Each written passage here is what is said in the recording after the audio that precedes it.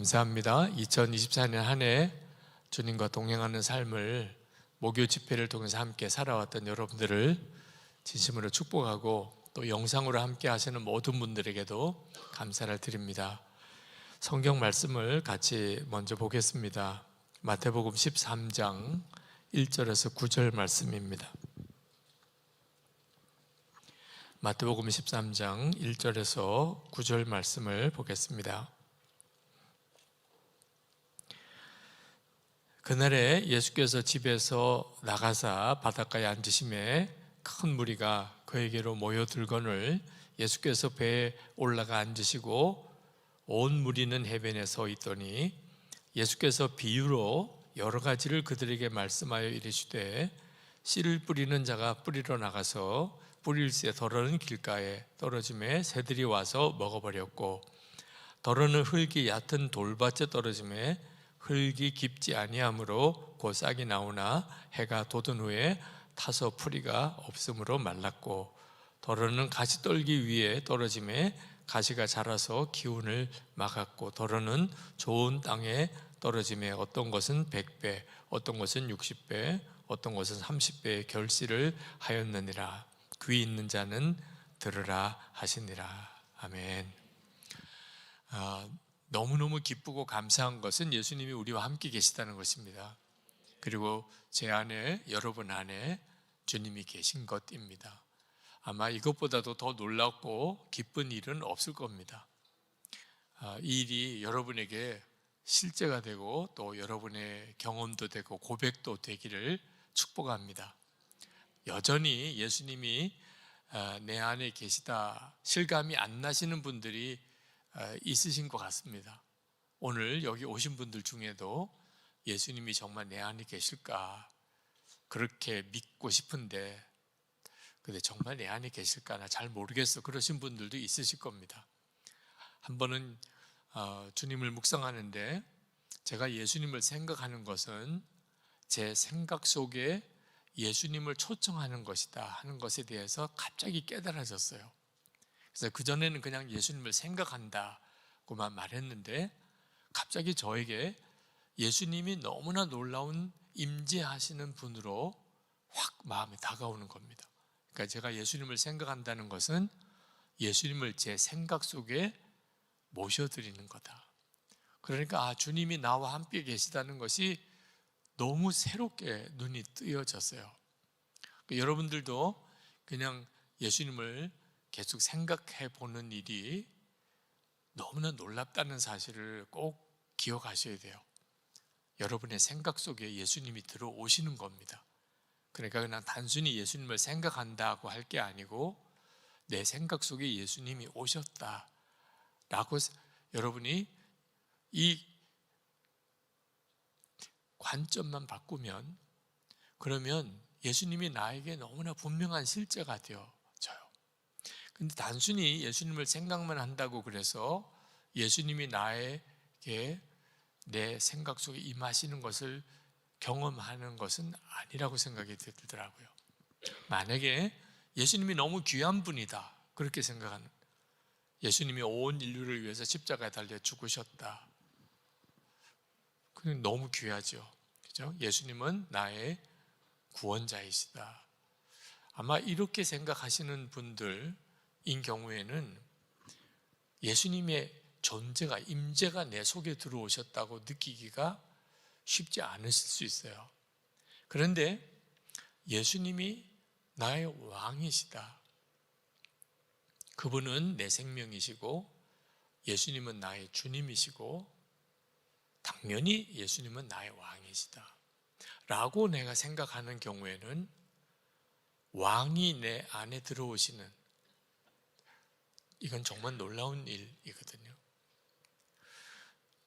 예수님께서 나의 왕이시라고 믿는 이 믿음은 우리가 예수님과 동행하는 삶의 결정적인 역할을 합니다.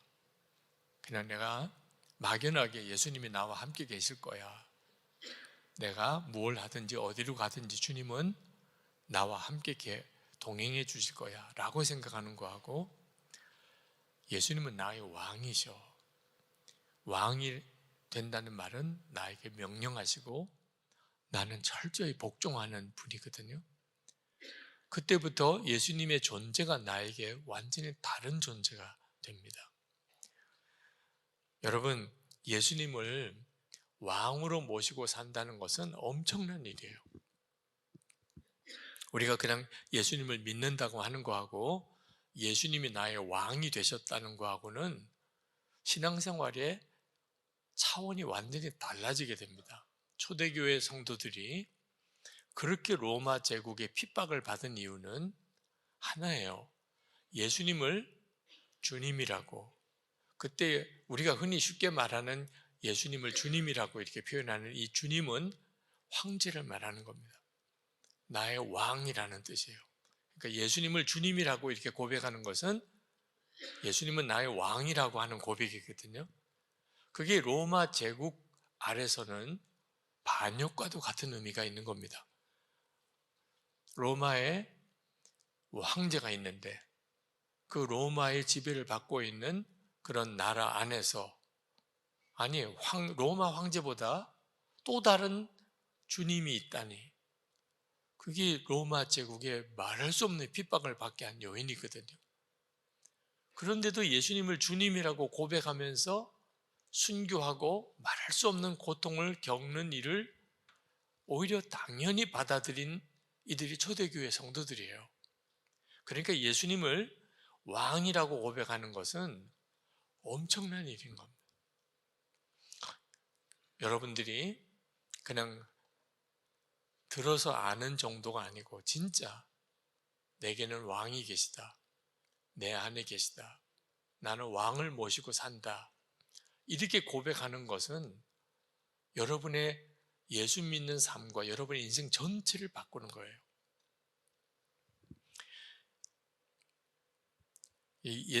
마태복음 13장 오늘 읽은 본문의 말씀은 유명한 천국 비유입니다. 천국 비유에 대해서 7가지 비유를 쭉 말씀하고 있어요. 근데 예수님께서 천국에 대한 말씀을 비유로 말씀을 하신 이유는 이 말씀을 모든 사람이 다 은혜를 받고 그리고 이 말씀으로 힘을 얻는 것이 아니기 때문이에요. 예수님을 왕으로 정말 믿고 그렇게 예수님께 순종하는 사람에게는 이 말씀이 말할 수 없는 은혜가 되고 힘이 되고 위로가 돼요. 그런데 예수님이 왕이 아니신 사람에게는 이 천국에 대한 말씀이 그들의 마음을 너무 부담스럽게 하고 화가 나게 하고 그리고 이해가 안 돼요. 은혜가 안 되는 거죠. 그럼 이 천국 백성이 누구냐 도대체? 예수님이 왕인 사람이에요. 그게 천국을 말하는 것입니다. 하나님의 나라. 하나님의 나라의 백성은 예수님이 왕인 사람이에요. 이 1절에서 9절은 그 천국 비유 중에 첫 번째 나오는 비유, 유명한 비유죠. 4가지 마음밭의 비유입니다. 사람이 마음이 4가지 유형이 있다는 겁니다. 하나는 길가, 또 하나는 돌짝밭, 또 하나는 가시떨기, 또 하나는 좋은 밭, 옥토가. 이 4가지 마음밭이 있다는 거예요. 근데 이 비유의 말씀은 우리가 예수를 믿어도 절대로 적당히 믿으면 안 된다는 말씀을 하고 있는 겁니다. 왜냐하면 예수를 믿고 이런 주님의 말씀을 듣고 은혜를 받아도 실제로 천국 백성이 아닌 사람은 그 말씀이 그 사람을 하나님의 백성답게 살게 만들어 줄 수가 없다는 거예요. 길가 같은 사람은 뭐 말할 것도 없죠. 아주 말씀 자체가 안 들어가는 사람. 돌짝밭 같은 사람, 가시떨기 같은 마음밭의 사람은 은혜는 받는다는 것.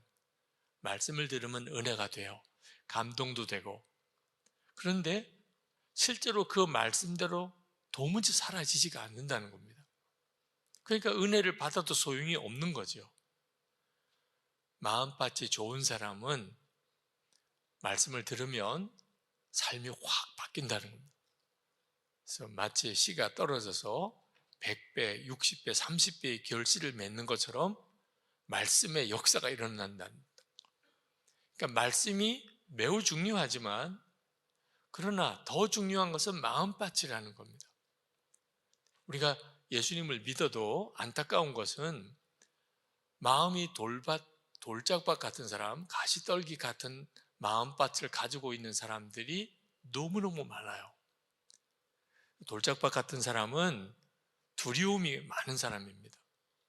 그래서 조금이라도 어려우면, 힘들면 겁이 나서 그대로 못 살아요. 말씀을 들어도, 은혜가 되어도 그 말씀대로 못 삽니다. 너무 두려움이 많아서. 사람도 두렵고, 그것 때문에 고생할까봐 두렵고, 실패할까봐 두렵고, 두려움이 많은 사람. 가시떨기 같은 사람은 생활 염려로 가득 찬 사람. 먹고 입고 사는 걱정이 너무 많아서 항상 돈 하는 사람. 걱정이 많고 염려가 많은 사람. 말씀의 은혜는 받는데 걱정 염려가 너무 많기 때문에 도무지 말씀대로 살 수가 없는 사람. 그 비유를 말씀하고 있는 거예요.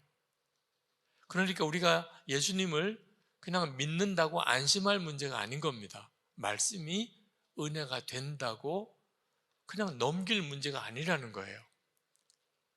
내 마음에 정말 돌짝밭도 다 갈아엎히고 가시덤불도 다 갈아엎힌 좋은 마음을 가진 사람인가? 근데 그 사람이 어떤 사람이신 거죠? 내 마음이 좋은 마음밭을 가지고 있는 건 어떤 사람을 말하는 걸까요? 예수님이 왕인 사람이에요. 예수님은 나의 왕이시듯이. 그분은 나에게 명령하시는 분이고 나는 무조건 순종하는, 나는 왕을 모시고 사는 사람이야.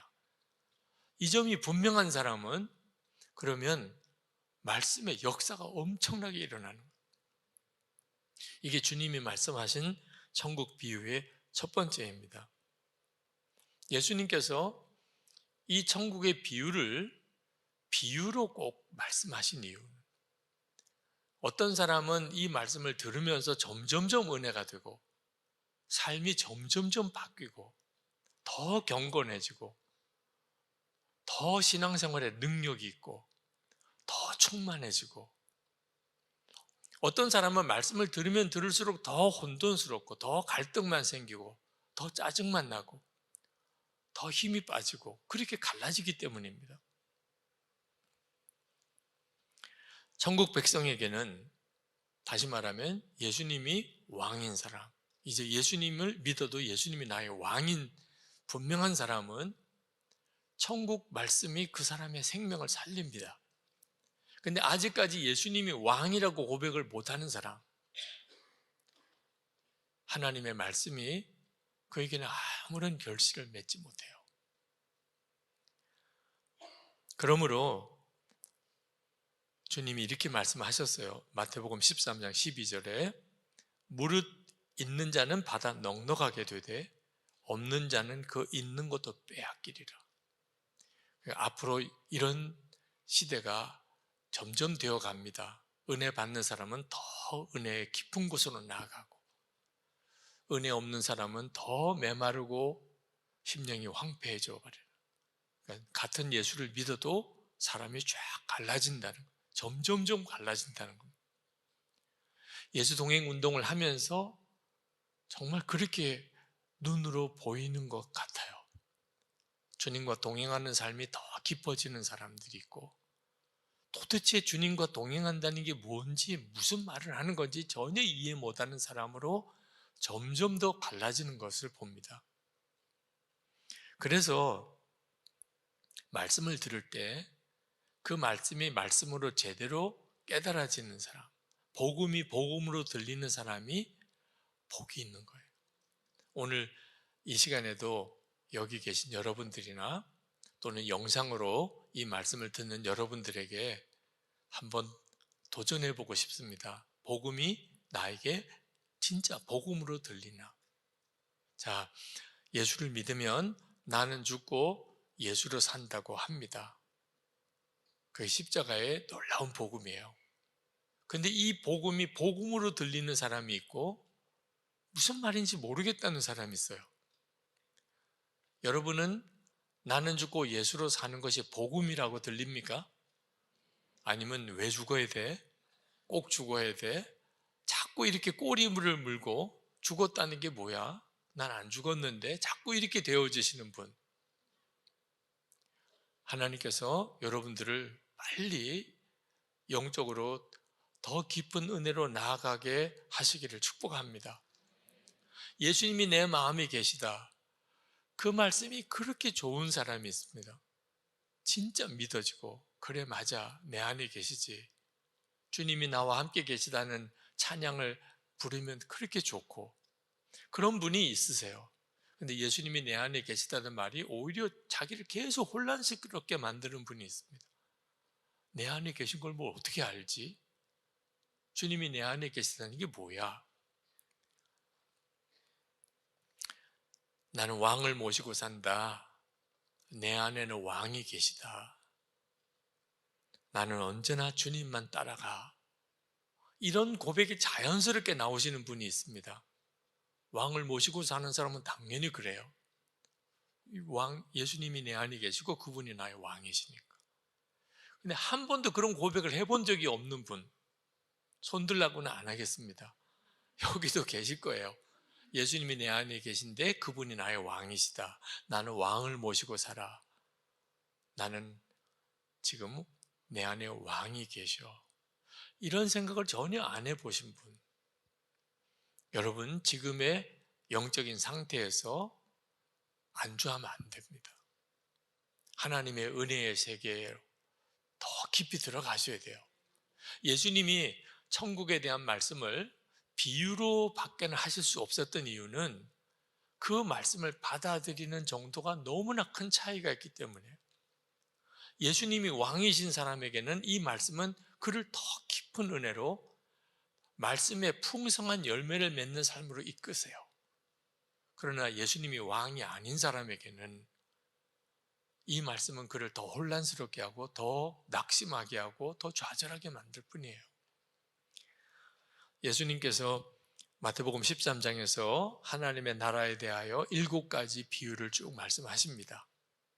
첫 번째가 지금 우리가 읽었던 4가지 마음밭의 비유, 두 번째가 곡식과 가라지 비유. 우리가 이 세상에 살 때 천국 백성들도 있고 그리고 멸망당할 자도 있는데 누가 진짜 곡식인지 가라지인지 지금 당장은 구분하기가 매우 어렵다는 거예요. 어떤 사람은 가라지 같았는데 나중에 보니까 곡식이 된 사람이 있습니다. 그 안에 진짜 생명의 복음의 씨앗이 떨어졌는데 그가 지금 현재로서는 그 사람 안에 그런 생명이 있는지를 다른 사람이 잘 알지 못하는, 그럴 수 있다는 겁니다. 그래서 쉽게 판단하지 말라. 제자들에게 이게 곡식이다 가라지다 쉽게 판단하지 마라. 지금은 모른다. 마지막 때에 가면 분명하게 드러난다는 겁니다. 세 번째 비유는 겨자씨와 누룩의 비유예요. 생명의 복음 또 천국의 말씀을 받은 예수님을 왕으로 모시고 사는 그런 결단을 한 성도들이 처음에는 아주 미약해 보인다는, 예수 나의 왕 이렇게 고백하는 사람들이 너무 초라해 보인다는 거예요. 존재 자체가 거의 드러나지 않을 정도로 누룩처럼. 그렇지만 조금만 시간이 지나가면 겨자씨가 큰 나무가 된 것처럼, 누룩이 온 땅을 부풀게 하는 것처럼 하나님의 나라는 이런 역사를 이루게 된다는 겁니다. 그러니까 예수님을 왕으로 고백하는 일은 1년, 3년, 5년 뒤가 엄청나게 달라지는 거예요. 그 사람의 삶 자체가. 네 번째가 감추인 보화 비유입니다. 진짜 보화가 지금은 눈에 드러나 있게 보화처럼 보이지 않는다는 겁니다. 마치 밭에 감추인 보화처럼. 그러나 예수님이 왕이신, 내게는 정말 그 예수님이 내 마음의 심령에 오셨다. 이것이 귀한 것을 깨달은 사람. 그래서 모든 것을 다 주고도 아깝지가 않은 이 예수님을 붙잡고 나는 살 거야. 이건 정말 너무너무 놀라운 은혜예요. 오늘 밤이 그런 역사가 일어나기를 축복합니다. 다섯 번째가 진주의 비유예요. 좋은 진주를 발견한 상인이 모든 것을 다 팔아서 그 진주를 산 것과 같다. 하나님이 우리를 구원하려고 그렇게 하셨어요. 그러니까 저나 여러분들이 다 귀한 진주인 겁니다. 하나님 보시기에는. 모든 것을 팔아서 샀어요. 그게 십자가에 보혈을 흘리신 예수님의 죽으심입니다. 나를 구원하려고, 여러분을 구원하려고. 하나님은 마치 좋은 진주를 발견한 상인처럼 그렇게 하셨어요. 그리고 우리에게도 그렇게 하라는 거예요. 여섯 번째가 마지막 심판입니다. 어부가 그물에 고기를 잡고 좋은 고기는 그릇에 담고 나쁜 고기는 버리는 것처럼 이제 마지막 때에 천사들이 의인과 악인을 그렇게 가를 때가 올 것이라. 일곱 번째는 서기관의 비유입니다. 구약과 신약의 모든 하나님의 말씀으로부터 하나님의 나라의 비밀을 끊임없이 가르치는 그런 이들이 되어야 한다는 겁니다. 이렇게 일곱 가지 비유로 예수님께서 쭉 말씀하셨어요. 그리고 난 다음에 반응이 문제입니다. 예수님이 그런 천국 비유를 쭉 말씀하시니까 사람들이 깜짝 놀랐어요. 세상에 이런 말씀을 하는 사람이 누가 있었냐 그동안. 와, 이분이 정말 대단하시구나. 다 그렇게 반응을 했는데 문제는 그렇다고 그래서 예수님을 진짜 그리스도로 믿고 예수님을 영접하지는 않더라는 것입니다. 왜 그러냐? 예수님이 어릴 때부터 그들과 같이 지냈어요. 예수님의 가족들, 형제들 다 알고 있어요. 예수가 무슨 그리스도가 되겠어? 말하는 거 보면 정말 놀라운 말씀을 하고 있는데 내가 다 잘 아는 사람인데 우리 동네에서 같이 사는 우리 가족들이 다 그 사람 우리 옆에 다 살고 있는 그 사람인데 그래서 예수님을 끝까지 믿지를 않더라는 거죠. 예수님이 왜 천국에 대한 말씀을 비유로 말씀하실 수밖에 없었는지 받아들이는 자와 받아들이지 않는 자들이 극명하게 갈리는 겁니다. 그래서 예수님이 그 지역에서는 더 이상 능력을 행하실 수 없었다고 말씀하고 있습니다. 여러분, 이 일은요 마태복음 13장에만 나오는 게 아니고 지금 우리에게도 똑같이 벌어지고 있어요.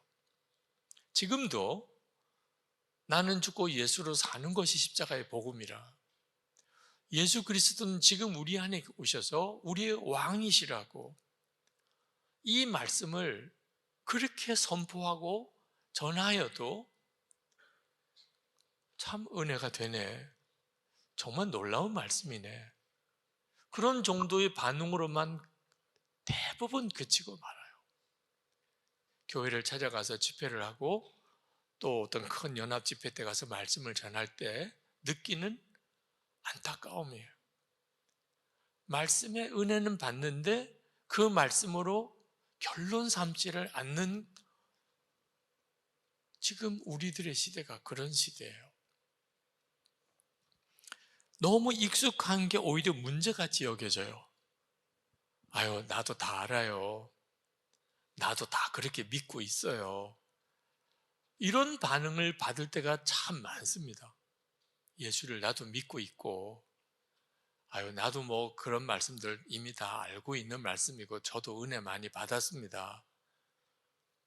그러니까 말씀이 신선한 충격으로 마음이 심령에 안 와닿는 것 같아요.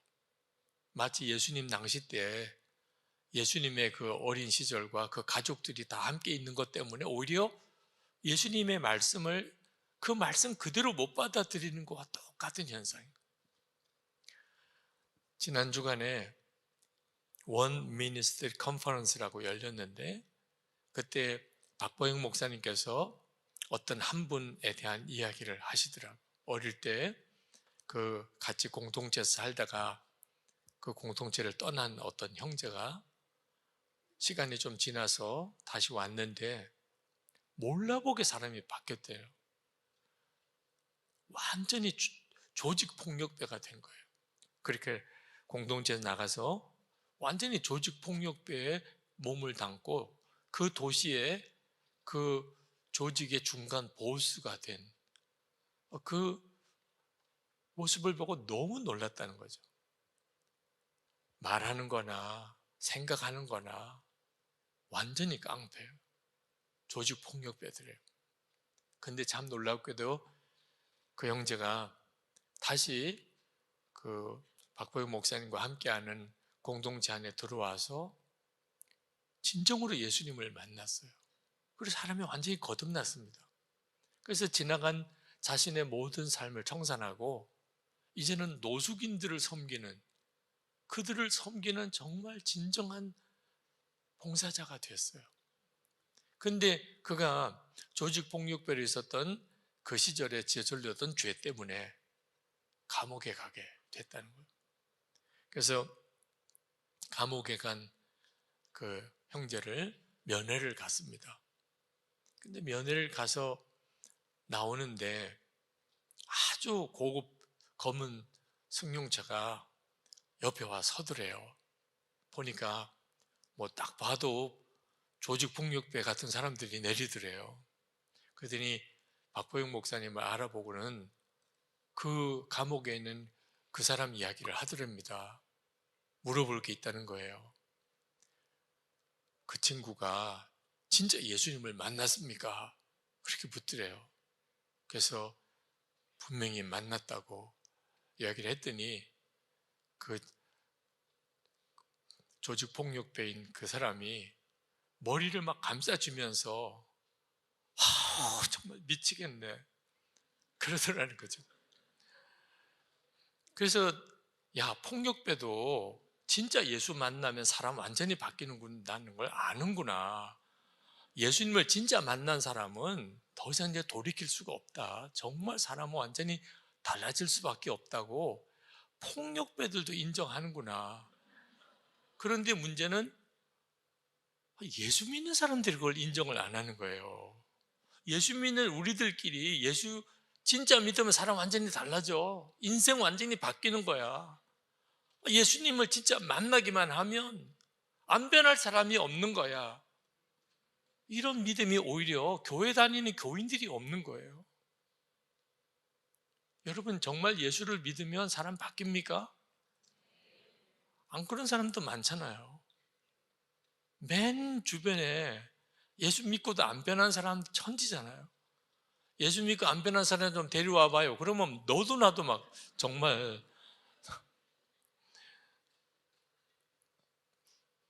그게 우리의 너무너무 안타까운 일이에요. 왜 예수 믿어도 사람은 안 바뀌는 거죠? 예수님을 왕으로 믿지를 않는 거예요. 예수를 믿는다고는 해요. 그러나 예수님이 나의 왕은 아니세요. 이게 결정적인 차이예요. 그러니까 말씀을 들어도 은혜를 받아도 사람은 전혀 안 바뀌는 겁니다. 여러분, 이렇게 예수 믿어서는 안 된다는 거예요. 좋은 밭을 가진 사람이 아니면 우리는 천국 백성이 아닌 것입니다. 마지막 때에 알곡과 가라지를 가를 때 우리는 결코 알곡에 추수하는 자리에 들어갈 수가 없는 거예요. 이건 그럴 수도 있지 하고 넘길 문제가 아닌 겁니다. 좋은 밭인가요? 여러분의 지금 마음은 좋은 밭인가요? 그 말은 예수님은 당신의 왕이십니까? 그리고 그 왕을 지금 모시고 사십니까? 라고 하는 질문인 거예요. 제가 오늘 말씀을 준비하다가 그게 너무 안타까우면서도 동시에 하나님이 주시는 큰 위로가 있었어요. 다니면서 그렇게 나는 죽고 예수로 사는 복음을 전하고 예수님은 우리와 같이 계시고 그분은 우리의 왕이시라고 그분과 예수님과 날마다 동행하는 삶을 살라고 전해도 반응이 별로 없는, 결실이 너무 적은 것에 대한 안타까움이 예수님께서 말씀하셔도 안 듣는 사람들이 있는 걸 보고 위로를 받았어요. 예수님을, 그분을 직접 보고 예수님이 하신 말씀을 직접 듣고도 안 믿는 사람이 있었다. 그러니 저 같은 경우는 안 믿는 사람이 생기는 것이 너무 당연한 거죠. 뭐 예수님이 전해도 안 믿는데 저 같은 사람이 전했다고 다 믿겠어요? 너무 감사한 것은 제가 전했는데도 은혜도 받고 그 말씀에 반응하시는 사람이 있는 게 기적인 거죠. 그래서 여러분이 너무 감사한 거예요. 이렇게 동행 집회에 오셔서 다른 사람도 아니고 제가 말씀을 전한다고 이미 광고가 나갔음에도 이렇게 오시는 여러분들이 너무 착한 거예요. 정말 성령님이 아니면 하실 수가 없는 일이죠. 그 복음이 복음으로 믿어지는 저도 그렇고, 그리고 그 말씀이 은혜가 되는 여러분도 그렇고, 이건 전적으로 성령님께서 하신 거예요. 우리 안에 이미 하나님의 나라의 역사가 놀랍게 일어나고 있는 거구나. 모든 사람이 그런 게 아니잖아요. 예수님께서 십자가에 달려 죽으시기 직전에 당시 사람들이 했던 말이 사실 굉장히 충격이에요. 누가복음 19장 14절. 우리는 이 사람이 우리의 왕됨을 원하지 아니하나이다. 예수님 당시 때 예수님을 십자가 못 박아 죽인 사람들이 했던 이야기예요. 지금도 이 세상 사람들은 예수님이 우리의 왕 되는 것을 우리는 원하지 않습니다. 당연히 그들은 그래요. 예수? 그게 나와 무슨 상관이 있어? 예수님은 우리의 왕이십니다. 그건 당신들이나 그렇게 하세요. 나하고는 아무 상관이 없습니다. 예수 안 믿는 사람은 당연히 그렇게 반응하죠. 문제는 예수를 믿는다는 우리들의 문제. 예수를 믿는다고 하면서도 예수님이 나의 왕이신가? 당당하게 그렇게 고백하지 못하는 이들이 우리 가운데 너무 많은 거예요. 오늘 이 시간에 주님은 2024년 동행집회 마지막 날 여러분에게, 여러분은 그런지, 예수님은 진짜 나의 왕이 되시는지 여러분에게 결단을 요구하는 겁니다. 실제로 왕을 모시고 사는 것을 부담스럽게 생각하는 사람이 있어요. 예수님이 나의 왕이 되시는 것에 대해서, 그러면 이제는 내 인생은 끝났잖아, 이렇게 생각하는 분들이 계세요. 예수님이 나의 왕이라고 고백을 못하는 여러 가지 이유가 있더라고요. 이젠 결혼도 마음대로 못하겠네. 내가 뭐 이젠 신학교 가야 되나? 선교사 가라고 그러면 어떡하지? 맨 불길한 상상만 이런 식으로 계속 하시는 거예요. 오늘은 이제 진짜 직면해야 됩니다. 더 이상 뒤로 미룰 문제가 아닌 거예요. 어떤 목사님께서 설교 중에 예수님은 선한 목자이신데 그것만 우리가 즐거워할 문제가 아니다. 우리가 선한 양이냐? 그걸 물어야 된다. 예수님은 선한 목자세요. 아멘이죠? 여러분은 선한 양입니까? 대답하실 수 있어야 돼요. 예, 저는 선한 양입니다. 그렇게. 그러면서 그 목사님께서 그렇게 이야기하셔서 당신에게 적용해 봤대요. 마지막 때에 착하고 충성된 종과 악하고 게으른 종이 나뉘는데 나는 착하고 충성된 종인가? 그렇게 선뜻 대답을 못 하시겠더래요. 그러면 악하고 게으른 종인가? 악한 종이라고는 말을 못 하겠더래요. 그 정도는 아니라고 생각이 들더래요. 조금 게으르기는 하지만 악한지는 않다고. 그래서 이제 아내에게 그 이야기를 했대요. 여보, 내가 착하고 충성된 종이라고는 자부심이 없지만 내가 악하지는 않잖아. 좀 게으르기는 하지만. 그랬더니 사모님이 게으른 게 악한 거예요. 그래가지고 너무 회개했다는 겁니다. 여러분, 게으른 게 악한 걸 이해하십니까? 왜 게으른 게 악한 거죠? 왕이 없는 사람의 삶을 말하는 거예요. 게으르다는. 왕을 모시고 사는데 어떻게 게으를 수 있어요? 왕이 없이 예수를 믿으니까 적당하게 게을러지는 거예요. 내게 왕이 계세요. 그분이 지금 내 안에 계세요. 그런 사람은 착하고 충성된 종일 수밖에 없는 거예요. 제가 담임 목사 은퇴를 하고 아주 만만치 않은 변화를 겪었습니다. 이제 2년이 지나고 있는데, 제가 은퇴한 다음에 이 예수 동행 집회를 처음 열게 되었을 때 어느 목사님이 제가 너무 불쌍해 보이더래요. 마치 개척교회 하는 목사처럼. 저렇게 큰 교회 담임 목사였다가 갑자기 이제 은퇴하고 이렇게 예수 동행 집회를 여는데, 그 선한 목자 교회에서 예배드리던 집회하던 그때와 비교하면 너무 모이는 인원수가 적어 보이는, 그래서 너무 초라해 보이는, 그리고 너무 불쌍해 보이는 느낌을 받으셨다, 그렇게 이야기를 하시더라고요. 뭐 그렇게 보셨는지는 모르겠는데 저는 솔직히 뭘 힘들다는 느낌은 들지 않습니다. 제가 은퇴하고 난 다음에 너무 초라해졌다, 뭐 힘들다, 그런 생각이 없어요. 물론 뭐 은퇴하고 난 다음에 변화는 많습니다. 선한목자교회 담임 목사 때하고 저의 삶하고는 변화가 많아요. 은퇴가 힘들다고 느껴지는 경우는 인생을 보는 관점이 신학교 들어가기 전, 신학교 들어가서, 전도사 시절, 목사 안수 받고 난 다음에, 그리고 부산에서 목회할 때, 안산에서 목회할 때, 선한목자교회 담임할 때, 이런 형태로 구분을 하게 되면, 그러면 분명히 저에게 있어서는 제 삶의 가장 피크가 지나간 선한목자교회 담임 목사로서의 어떤 위치에 있다가, 지금 은퇴한 목사로서의 제 삶은 분명히 예전보다 좀 쪼그라들고 적은 규모고 보기에는 좀 불쌍해도 보일 수도 있는 삶이죠. 그죠? 선한목자교회 담임 목사 때 제가 받았던 대우는 이젠 저에겐 다 사라졌습니다. 그게 허전할 수도 있는 거죠.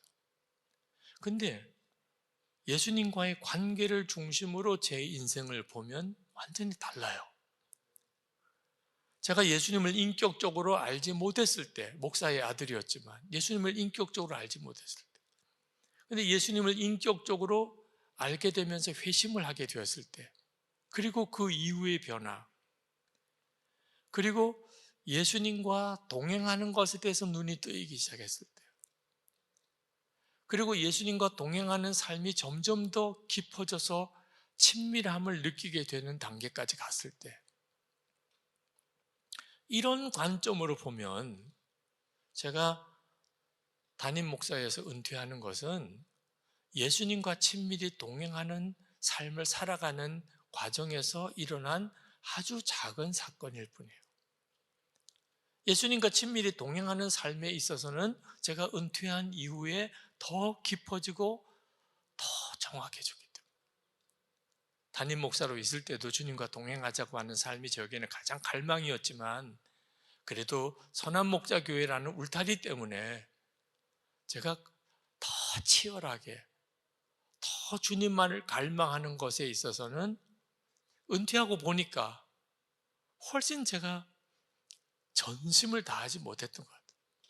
근데 은퇴를 딱 하고 난 다음에 이제 담임 목사 자리에서 나오고 보니까 주님은 저에게 더 갈망의 대상이고, 정말 예수님 한 번만 붙잡게 되고, 예수님은 나의 왕 되심이 너무너무 분명해진, 그러니까 은퇴는 저에게 너무나 복된 것입니다. 예수님과 관계로 보면. 여러분, 예수님께서 베드로를 부르시고 안드레를 부르고 그리고 빌립을 부르고 이렇게 제자를 부르실 때 예수님은 24시간 나와 함께 지내자. 이제 나하고만 이야기하고 같이 먹고 같이 자고 그리고 나하고 같이 일하자. 그렇게 부르셨어요. 근데 우리도 똑같은 거 아십니까? 베드로와 나는 달라요? 베드로는 그렇게 부르셨지만 나는 그렇지 않습니까? 여러분, 이 생각이 바뀌어야 되는 거예요. 베드로나 안드레나 또는 마테나 빌립이나 저나 여러분이나 주님이 우리를 부르실 때는 24시간 나와 함께 지내자. 나하고 이야기하자. 나하고 같이 지내자. 나하고 같이 먹고 내 일을 너가 같이 하자. 뭐가 달라요? 똑같은 거예요. 여러분이 베드로고 여러분이 안드레고 여러분이 마태예요. 그게 주님의 우리를 향한 부르심이에요. 그게 바로 예수님의 왕되심입니다.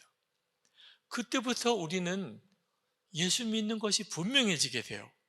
그리고 예수 믿는 사람의 삶을 살게 돼요. 그게 바로 천국 백성이에요. 예수님의 왕 되신 삶을 살려면 훈련이 필요합니다. 그냥 마음에 예수님이 나의 왕이셔 이래서 끝날 문제가 아니에요. 예수님이 왕 되심이 내 매일매일의 삶 속에서 다시 훈련되고 또 순종하고 실패했다가 다시 주님이 일으키시고 그 과정을 겪어가면서 예수님의 왕 되심이 분명해져요. 제자들이 겪었던 것과 똑같은 길을 겪는 거예요. 어떤 일이 벌어질지 모릅니다. 유혹도 올 거고요. 또 두려운 순간도 올 거예요. 그때 예수님의 왕 되심을 준비하지 못한 사람, 예수님이 왕 되신 사람으로 훈련되지 않은 사람은 다 무너지게 돼요. 유혹의 장사가 없어요. 핍박과 두려운 일이 닥칠 때 그 두려움에서 담대할 수 있는 것은 지금부터 주님의 왕되심이 분명한 삶으로 계속 살아가는 사람에게 그 일이 이루어지는 거예요. 여러분, 여러분의 생각과 예수님의 생각이 다른데 여러분의 생각을 꺾고 예수님의 생각에 따라 살아본 적이 있나요? 그게 우리의 삶이에요, 지금. 말을 해도 행동을 해도 심지어 감정과 여러분의 생각조차 왕이신 예수님의 다스림을 받는 일이 우리의 매일매일의 삶이에요. 아침에 눈을 뜰 때부터 밤에 잘 때까지. 우리의 삶은요, 예수님께서 내 생각과 내 판단과 내 감정조차도 바꾸시는 그분은 왕이시니까. 예수님께서 이 예수 동행 집회를 처음 시작할 때 올해 정기 집회가 1년 딱 끝나고 이제 올해 첫 해가 됩니다. 이 해는 정말 저에게는 너무 오래 기억이 나는 해가 될 거예요. 근데 주님이 절대로 인원수가 많이 모이는 것에 연연하지 말라는 거예요. 이 예수 동행 집회에 얼마나 많은 사람들이 모이냐, 몇 명이 모였냐 이번에 300명이 모였냐, 500명이 모였냐, 1000명이 모였냐 그렇게 카운트하지 말라는 거예요. 예수님께서는 이 예수 동행 집회에 진짜 예수님과 동행하고 예수님이 정말 왕인 사람이 몇 사람이 모였냐 그게 중요한 거예요. 그래서 여러분 중에 진짜 예수님이 왕인 사람은 한번 손들라고 하고 싶지만 또 여러분에게도 사회적인 또 체면도 있고 하니까 제가 손들라고는 하지 않지만 혹시 여러분 중에 나는 예수님과 동행하는 사람이 아닙니다. 예수님이 내 왕이 아니십니다. 이런 분들은 꼭 끝나고 안수기도 받고 가세요. 오늘이 여러분의 신앙의 전적인 전환점이거든요. 나는 그동안에 예수님이 왕이라는 게 뭔지 더 진지하게 생각하지 않았고 그저 교회 다니는 게 예수 믿는 거라고 생각하고 그저 기도하고 주님 도와주세요 이렇게만 하고 살았지 예수님이 나의 왕이시다고 생각을 못 해봤. 오늘 바꾸셔야 돼요. 이제 가라지같이 그렇게 겉으로 보기에는 영 가라지같이 믿는 그런 신앙생활에서 이제는 진짜 알곡 같은 믿음으로 바뀌어야 돼요. 그 전환점이 오늘이어야 하는 거예요. 주님은 우리에게 원하시는 것이 생명을 바치겠다. 주님은 그것도 원하지 않으시더라고요. 주님은 밤을 새는 기도도 오랜 금식도 희생과 봉사도 주님이 원하시는 게 아니더라고요. 주님이 정말 원하시는 것은 하나예요. 부담스러운 것도 아니에요. 예수님이 이미 내 안에 오셨음을 정말 믿는 거예요. 예수님이 내 안에 오셨음을 정말 믿는 것은 그대로 예수님은 나의 왕이시라는 뜻이에요. 예수님이 내 안에 계신 걸 믿는데 예수님은 나의 왕이 아니시다. 이건 말이 성립이 안 되는 거예요. 만왕의 왕이신 예수님이십니다. 그분이 내 안에 오셨어요. 내 안에 오셨어요. 이걸 정말 믿으라는 거예요. 그 다음부터 주님이 하세요. 주님은 여러분을 부담스럽게 하고 싶지 않아 하세요. 여러분이 받은 은혜를 깨닫게 해주고 싶으실 뿐이에요. 왕이신 주님이 여러분 안에 와 계시다는 거예요. 여러분은 그걸 진짜 믿기만 하면 돼요. 한번 선한목자교회 직원 수련회 갔을 때 어느 팀장이신 직원이 그런 나눔을 했습니다. 나는 실수 없는 완벽주의자입니다. 그래서 한 건의 실수도 없어야 한다는 것이 나의 소신입니다. 특히 주의 일을 할 때는 더 그렇지 않겠습니까? 그런데 그러다 보니 동료 직원들과의 관계가 깨어지는 일이 생겼습니다. 제 마음에 들지 않는 동료들이 너무 많았습니다. 그때 잘하려고 싸울 것이면 우리 잘하지 맙시다 라는 말이 생각났습니다. 아무리 교회 일을 완벽하게 진행해도 그것은 금방 잊혀지지만 관계의 깨어짐은 오래 가는 것을 경험했습니다. 우리가 하나 될 수 있는 길은 오직 우리 안에 거하시는 예수님을 주목해야 함을 깨닫습니다. 주님, 제게 십자가 지는 마음, 십자가를 질 수 있는 힘을 주소서. 나 잡아먹고 너 살아라 하며 일하기를 갈망합니다.